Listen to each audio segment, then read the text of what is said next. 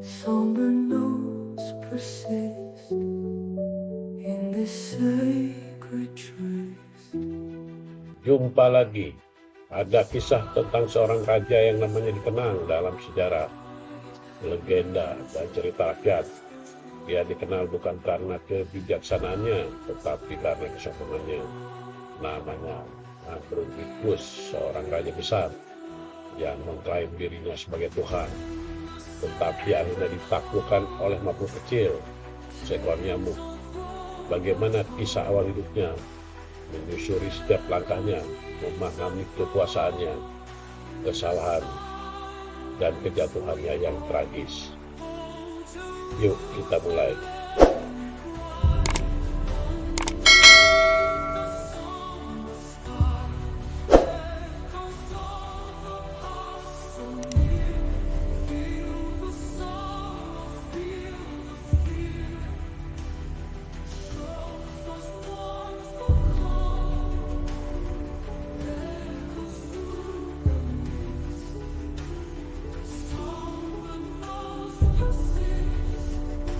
Pada tahun 2275 sebelum Masehi, sebuah peristiwa besar terjadi di peradaban Mesopotamia, di tanah yang subur di antara sungai Tigris dan Efrat.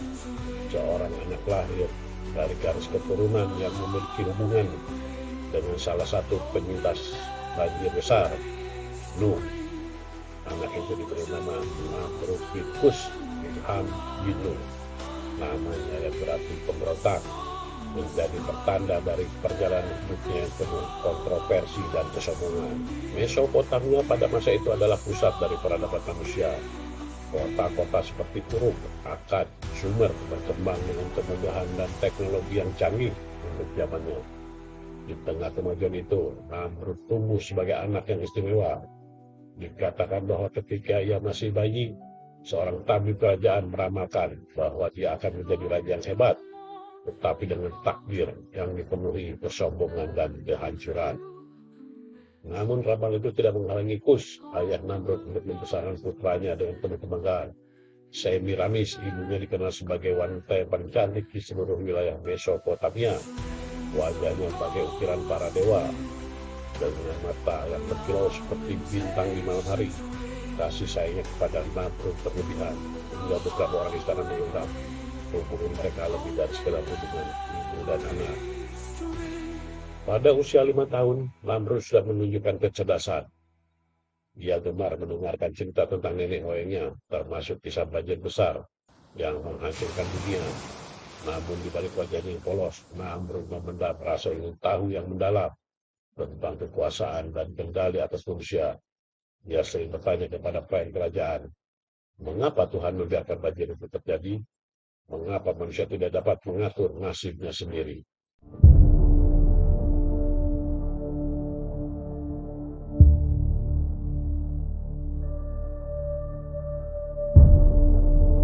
Ketika Namrud beranjak remaja, dia mulai menunjukkan kecenderungan yang membedakannya dari anak-anak lain.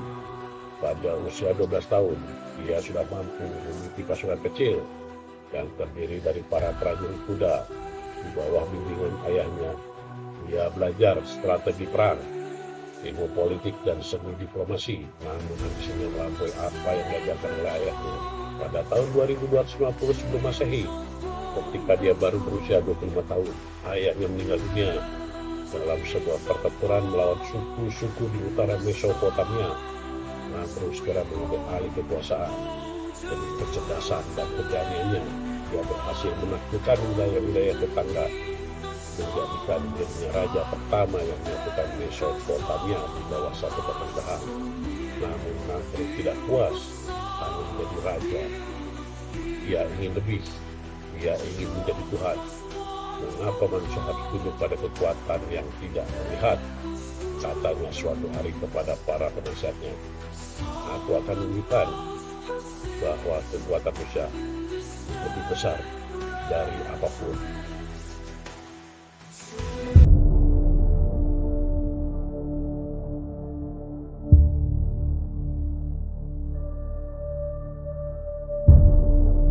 Pada tahun 2225, sebelum Masehi, Namrud memutuskan untuk membangun proyek besar dalam sejarah manusia, sebuah menara yang akan mencapai langit.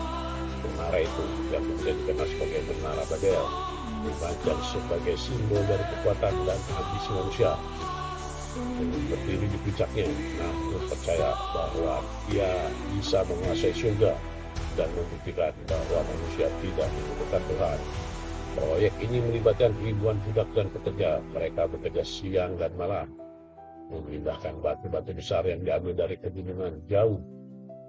Namrud memerintahkan agar seluruh rakyatnya ikut serta dalam proyek ini, baik secara langsung maupun dengan memberikan dukungan berupa makanan dan sumber daya. Ini bukan sekedar menara, katanya. Ini adalah pernyataan bahwa manusia bisa mengendalikan nasib mereka sendiri. Namun di balik megahnya proyek ini tersembunyi banyak permintaan. Para budak yang bekerja di bawah terik matahari seringkali mati karena kelelahan. Para insinyur yang gagal memenuhi harapan Namrud mati di depan umum. Menara Babel menjadi simbol bukan hanya dari ambisi manusia, tapi juga dari penderitaan yang diakibatkan oleh kesombongan seorang penguasa.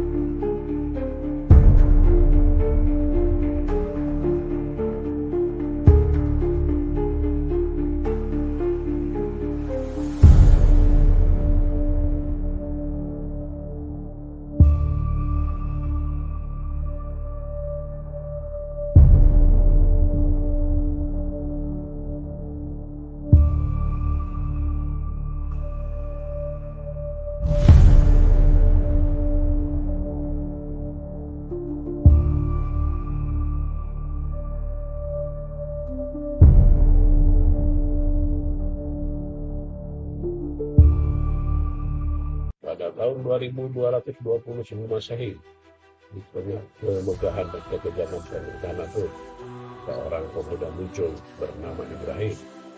Dia dikenal sebagai seorang yang cerdas dan penuh keberanian. Ibrahim percaya kepada Tuhan yang Maha Esa, dan dia menolak untuk menyembah Namrud atau berhala-berhala yang dipaksakan oleh raja.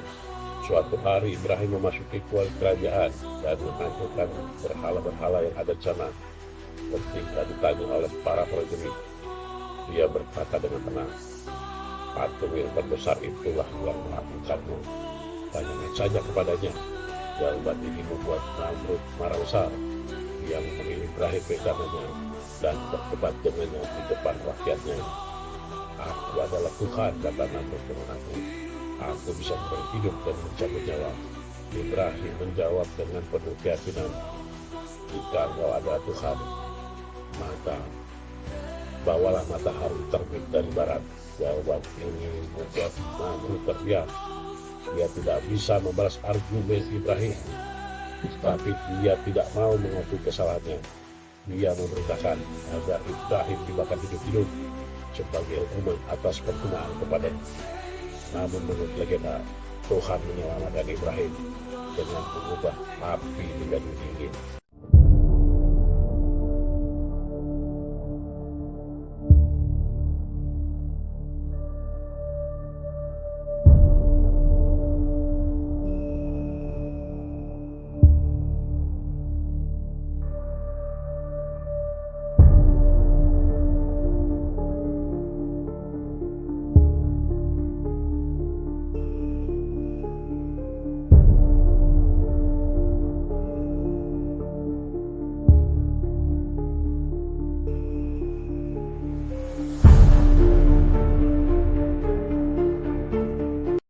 Setelah mengalami penghinaan dari Ibrahim, Namrud semakin tenggelam dalam ambisinya.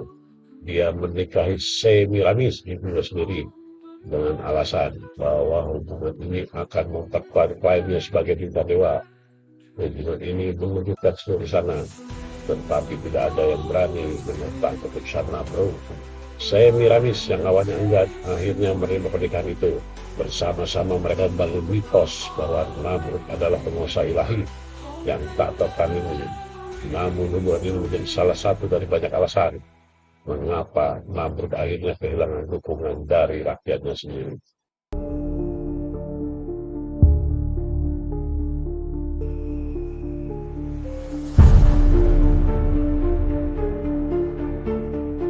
Pada tahun 2250 Masehi, Namrud memerintahkan pembantaian besar-besaran terhadap orang-orang yang menolak menyembahnya. Namun di puncak kekuasaannya, dia mulai menderita sakit kepala yang luar biasa. Menurut legenda, seekor lalat atau nyamuk masuk ke dalam lubang hidungnya dan menggigit otaknya. Rasa sakit itu begitu hebat sehingga dia memerintahkan para pelayannya untuk memukul kepalanya dengan palu setiap kali sakit itu menyerang. Rasa sakit di kepala Namrud menjadi semakin tidak tertahankan. Awalnya dia percaya bahwa ini adalah hukuman dari dewa-dewa yang iri dengan kekuasaannya. Dia memerintahkan para pendeta istana untuk melakukan berbagai ritual guna mengusir rasa sakit itu. Tetapi tidak ada yang berhasil.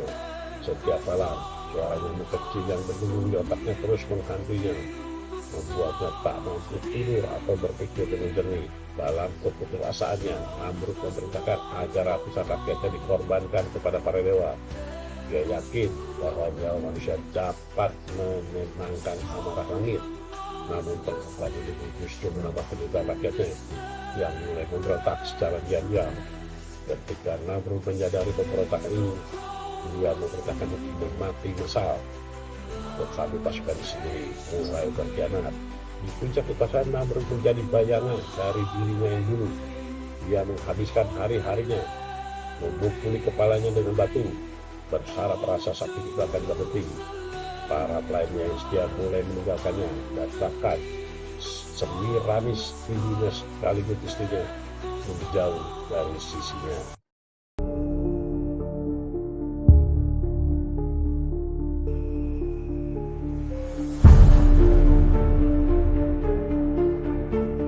Kisah Namrud dan penderitaannya tersebar di seluruh Mesopotamia, membawa gelombang pemberontakan yang mengguncang kekaisarannya. Kota-kota yang dulunya tunduk pada kekuasaannya mulai memberontak, satu persatu melepaskan diri dari pengaruhnya. Menara Babel, simbol terbesar dari ambisinya, menjadi pusat kekacauan. Para pekerja yang sudah tidak dibayar selama berbulan-bulan meninggalkan proyek tersebut, dan menara itu mulai runtuh sedikit demi sedikit. Pada tahun 2220 sebelum Masehi, kerajaan Namrud secara resmi runtuh. Wilayah kekuasaan terpecah menjadi negara-negara dan kota-kota yang saling bersaing. Tanpa adanya kepemimpinan yang kuat, Mesopotamia kehilangan kejayaannya sebagai pusat peradaban. Namrud sendiri menjadi sosok yang diasingkan. Tinggal di istananya yang semakin kosong, rakyat mulai menganggapnya bukan sebagai dewa, tetapi sebagai kutukan bagi bangsa mereka.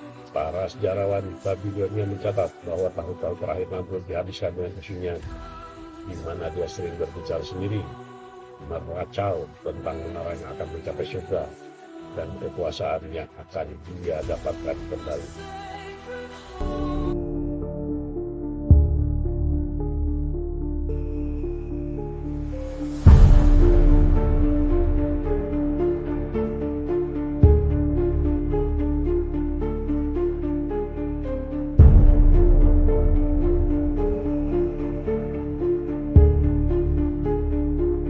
Pada akhirnya Namrud meninggal dalam keadaan mengenakan. Beberapa sumber nyamuk yang bersarang di otaknya menyebabkan infeksi yang parah, membuatnya kehilangan akal sehat sepenuhnya.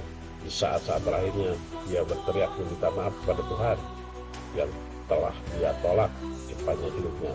Namun tidak ada yang mendengarkan doanya. Tubuh Namrud ditemukan dalam keadaan mengenaskan di singgah sananya dengan darah mengalir dari telinganya. Para pelayan yang tersisa membiarkan tubuhnya membusuk tanpa penyebaran yang layak sebagai simbol kehancuran dan kebencian rakyat terhadapnya. Menara Babel yang pernah menjadi simbol kesombongan menjadi reruntuhan yang menunjukkan kisah tragis dan ambisi manusia yang tidak terkendali. Bahkan beberapa legenda menyebut bahwa Tuhan menyebarkan manusia ke seluruh penjuru bumi dari lokasi ini, menciptakan perbedaan bahasa dan budaya agar mereka tidak bersatu dalam kesombongan yang sama.